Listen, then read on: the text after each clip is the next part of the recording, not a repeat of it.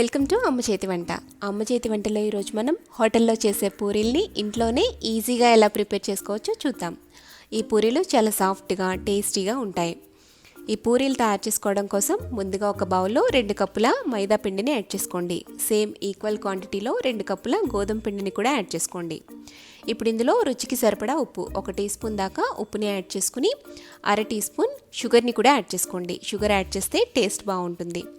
ఇప్పుడు ఇందులో తగినన్ని వాటర్ పోసుకుంటూ పిండిని ఫస్ట్ ఫోర్క్తో మిక్స్ చేసుకోండి. ఇందులో దాదాపుగా 1.5 కప్పు దాకా వాటర్ పడుతుంది.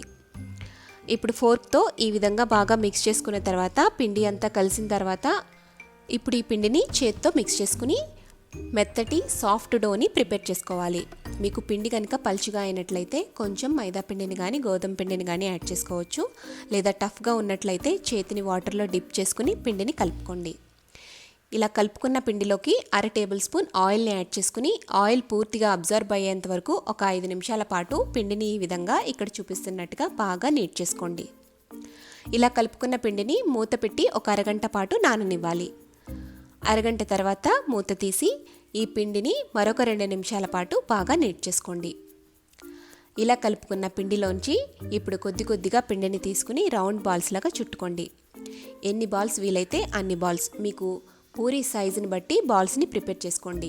ఆ తర్వాత దీనిపైన కొంచెం గోధుమ పిండిని చల్లి బాల్స్ మొత్తానికి అంటేటట్టుగా స్ప్రెడ్ చేసుకోండి. ఇప్పుడు ఒక్కొక్క బాల్ని తీసుకుని పైన కొద్దిగా పిండిని యాడ్ చేసుకుంటూ పూరీని చపాతీ కర్ర సాయంతో ఈ విధంగా ఈవెన్గా స్ప్రెడ్ చేసుకోండి. మనం పూరీని వేయించేటప్పుడు ఇలా పిండితో తయారు చేయడం వల్ల అడుగున పిండి పేరుకుపోతుందని చాలామంది ఆయిల్తో స్ప్రెడ్ చేస్తూ ఉంటారు. అలా ఆయిల్తో స్ప్రెడ్ చేయడం వల్ల పూరీ ఆయిల్ని ఎక్కువ అబ్జర్వ్ చేసేస్తుంది. పూరీల్ని మరీ పల్చగా కాకుండా మందంగా కాకుండా ఇక్కడ చూపిస్తున్న మందంలో మనం పూరీని తయారు చేసుకుని ఎక్సెస్గా ఉండే పిండిని ఈ విధంగా డస్ట్ చేసేసుకోండి. ఇప్పుడు డీప్ ఫ్రైకి ఆయిల్ పెట్టుకుని ఆయిల్ని ఈ విధంగా హీట్ చేసుకున్న తర్వాత ఒక్కొక్క పూరీని తీసుకుని ఆయిల్లో వేసుకుని డీప్ ఫ్రై చేసుకోండి.